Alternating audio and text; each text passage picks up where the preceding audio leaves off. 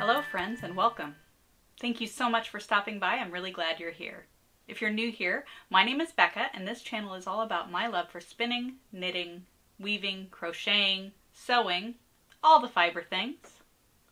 Please consider leaving a like or a comment or subscribing to my channel. I invite you to grab whatever project you have on the go and join me. Let's make some stuff. Today I want to explore how fiber preparation might affect the finished yarn and finished product. But first I want to share a couple of finished objects that I mentioned in previous videos. The first is the yarn that I was spinning in my last video outside. This is 100% South American wool dyed by Serenity Dye Works. Again, all the links are going to be in the description box below if you're interested in getting any of this for yourself. This is final yarn after I've set the twist, and it came out so squishy and beautiful. I just love it. This is a 2-ply yarn. 3 4-ounce braids that were dyed separately. And you know, in the braids I couldn't really tell a difference, but this one really turned out quite different from the other two. There's a lot more yellow in this, and funny, when I look back at the pictures of the braids, I can't tell which one this is. So it's interesting how it spun up so differently from the other two, but the colors are just gorgeous and very harmonious, and I think they'll knit up together really beautifully. So I can't wait to get going on that. But finished object number 1. And I also mentioned in a previous video that I was going to be trying my hand at making bras. And I did. I actually made 2 of them. This is a kit and pattern set, book set from a Canadian seller called Bra Maker's Supply. And it was much simpler than I expected it to be. I made the whole thing on my regular sewing machine with just basic straight stitches and zigzag stitches. The kits are fantastic. And again, all the links are in the descriptions. It comes with a bra pattern, which has so many different sizes. They have a really interesting sizing way that they do sizing. It's different than off-the-rack bras, but I think it works out really, really cool. And it also comes with, the kit that I bought comes with a detailed book with lots of pictures and tips for you know, where things can go wrong. And with the book and the pattern and the kits, it really was a little bit fiddly, but it was very straightforward. And the kit comes with everything you need. So I got 2 different colors. It's 2 different fabrics. One for the cup and then a sturdier one for the back of the band. And then they come with 4 different kinds of elastic for the different places, and all the hardware that you need for the straps and for the closure at the back, and even comes with a cute little bow for decoration at the front. So they are a little bit expensive, but again, you get everything you need in the amounts that you need. You actually get enough fabric, depending on the size that you're making, to make 2 bras, but you only get the hardware for 1. So I could buy another hardware kit, which they do sell separately, and make a second bra for each one. But the hardware is the more expensive part than the fabric. So, you know, maybe I'll just buy another kit to make one that's completely different. Anyway, the sizing, as I mentioned, is different than off-the-rack bras, and I don't know if I mentioned previously, but I really hate shopping for bras. And this pattern comes with so many different sizes of the cup sizes and the band sizes, but even that, there was a pattern piece that did not fit both my band size and my cup size, which explains a lot, I think, about why I hate shopping for off-the-rack bras and store-bought bras. Because I am apparently a uncommon size in terms of of bras. So when you're making this bra, because it's all this elastic, you can't really try it on and fit it while you're making it. And you know, I was just trying to trust the process, but as I made through the first one, I had no idea how this was going to go. I finished it up, I put it on, and I almost cried because this bra fit me better than any bra I've ever had in my life. Even with just their sizing and not having to make any adjustments. So I made the second one. I did do a couple of modifications. I'm not sure if it's for the better or not, but they both fit really, really well. And I would definitely encourage you, if you're thinking about making bras or wanting to make bras or lingerie at all, check out Bra Maker's Supply. Again, the link is in the description. They really make the process easy for you to do at home. And I'll also mention what I'm wearing. This is a pattern of my own design that I call Sunflowers Blouse. This is a crocheted top in this gorgeous linen and rayon blend yarn from Classic Elite Firefly. I don't know if it's still available for this particular yarn, but any linen yarn would work for this. I'll put the links, if you're interested in making one for yourself, to the patterns on my Etsy shop and my Ravelry shop in the description below. If you've seen any of my spinning videos, you may have noticed that I do mostly woolen spinning or long draw spinning. And I do that for a few reasons. I do this rather than the short forward draw that you might have seen other people doing. Firstly, I find that the long draw spinning is really much more relaxing than doing the short forward draw for me. It does have, as with anything, it's a different technique, so you end up with a different product. I really like the squishiness and the lightness that you get from a woolen spun yarn. It's not quite as perfectly even as doing a worsted spun or short forward draw. If you've seen people do the short forward draw, and they can get super, super perfectly even and smooth yarn out of that. That's great. That's not what I'm going for. When I'm spinning most of the time, again, I like my yarn to be very squishy. So this is a woolen spun. It tends to be a little fluffier than a worsted yarn. But I also find it's just really a magical process to do that long draw and see the clumps of fiber just sort of smooth themselves out magically. And I like that the wool itself gets to tell you sort of what thickness or thinness it wants to be, the grist of the fiber, because each fiber is a little bit different in sort of what it wants to be, and I'm not trying to force the yarn to be a certain thickness based on, you know, what I want. I just sort of let the yarn do its thing. And that means that different breeds really behave quite differently. So I have done a breed sampler that I'm going to be making into a shawl at some point, that I showed in one of my very early videos of the different spinning, but taking those different breeds and really seeing how they behave. Doing a woolen spun or a long draw really shows you that the differences that you can get from the different breeds. So I love long draw spinning, and if you have never tried it, I encourage you to give it a go.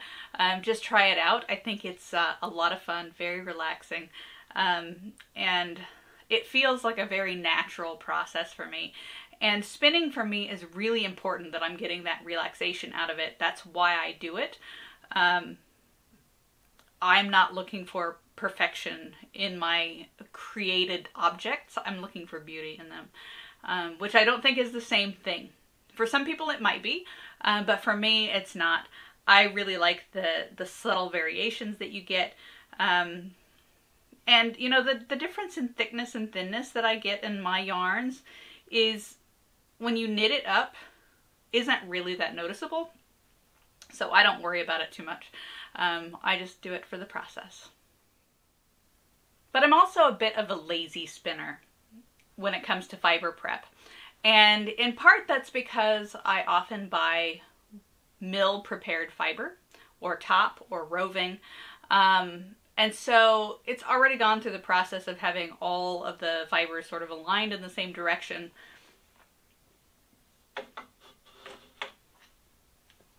This is some Shetland top, so you can see all the fibers sort of go the same direction. All lining parallel. And many people will just spin directly from this.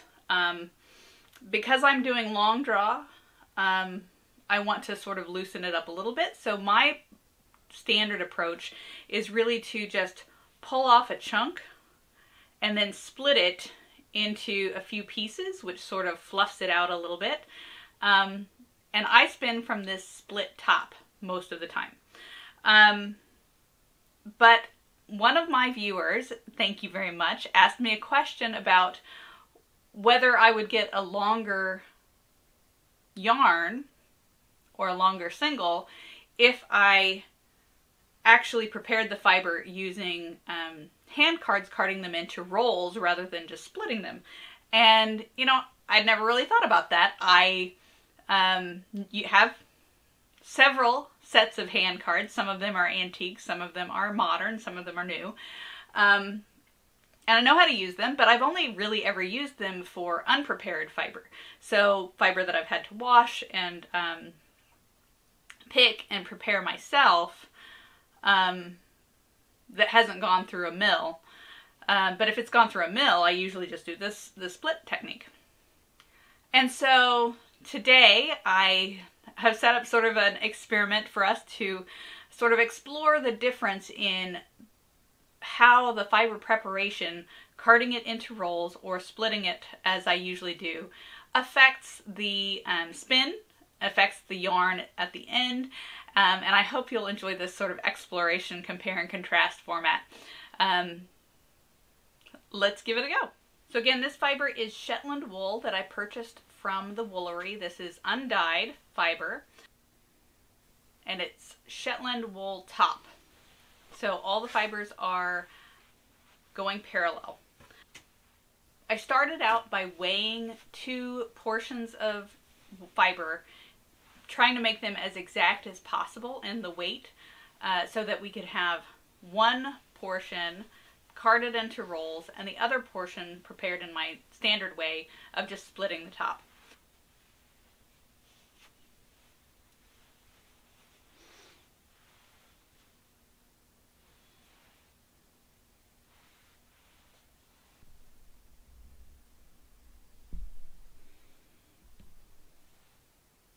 I'm using these old hand cards with a curved back.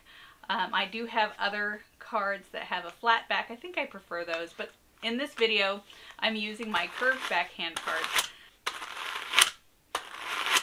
You can see I don't really fuss too much about how the fiber goes onto the cards. I also hold one of the cards static on my leg, so it's resting on my leg, and do the carding action with the other card. I will card them back and forth a few times, and then doff it from the cards so that it's sort of floating above the teeth, and then I use the back of my hand to sort of tuck in one side and roll it up, and then I just roll it over the teeth gently to get a nice, fairly tight roll.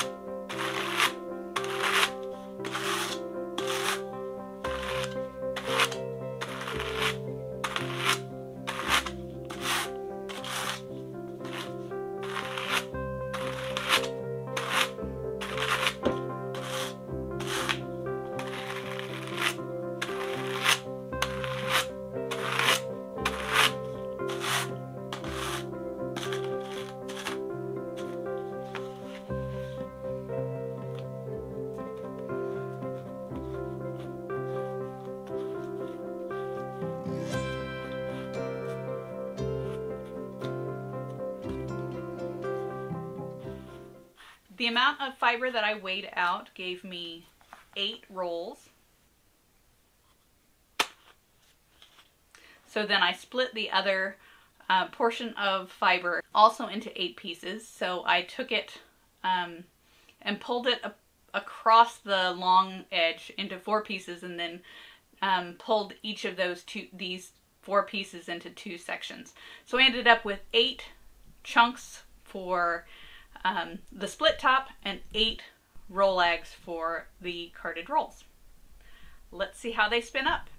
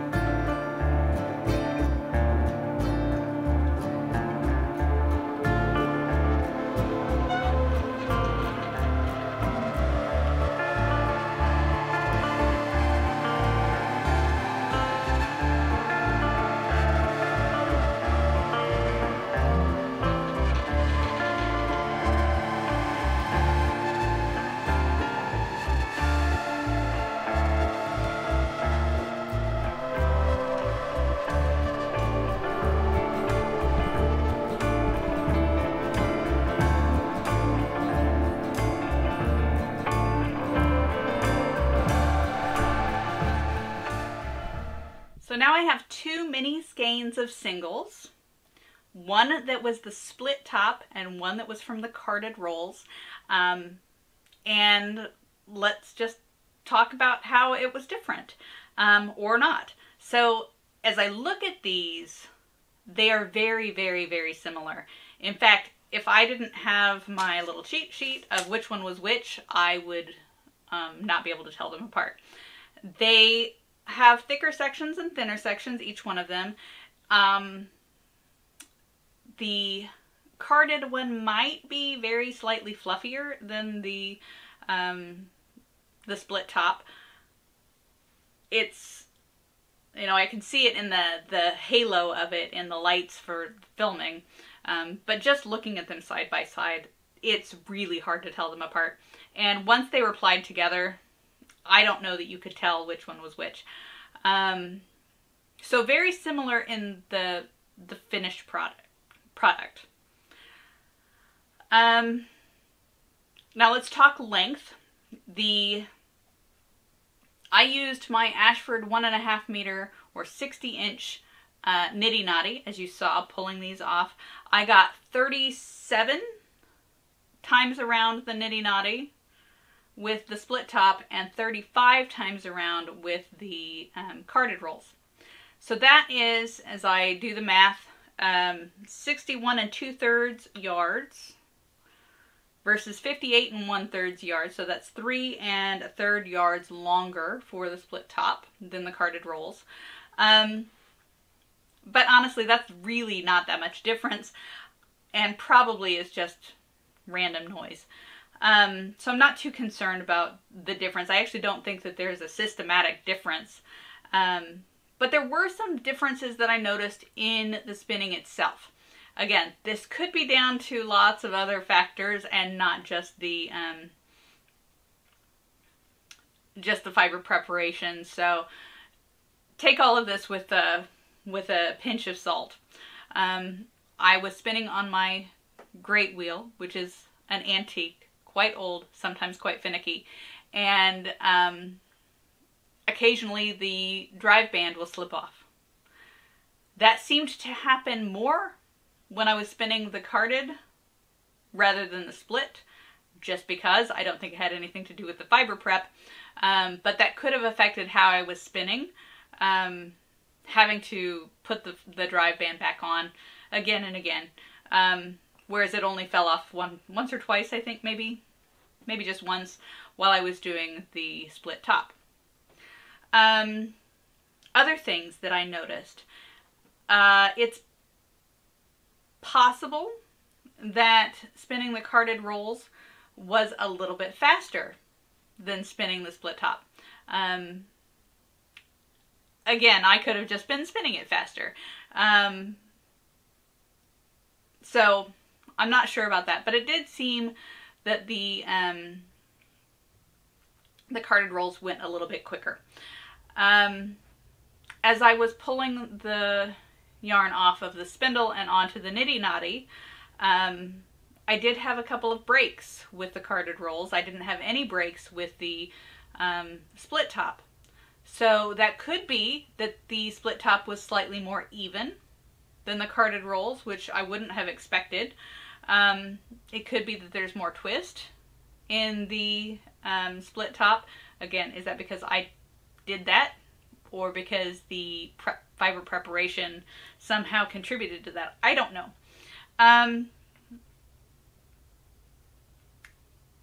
It only took me about 8 minutes to card those 8 rolls, so it's not a huge time investment in making those rolls. I don't know why I don't usually do it, other than, you know, like as I said, I'm a bit lazy when it comes to spinning and fiber prep. But only about 8 minutes, so they're pretty quick to make.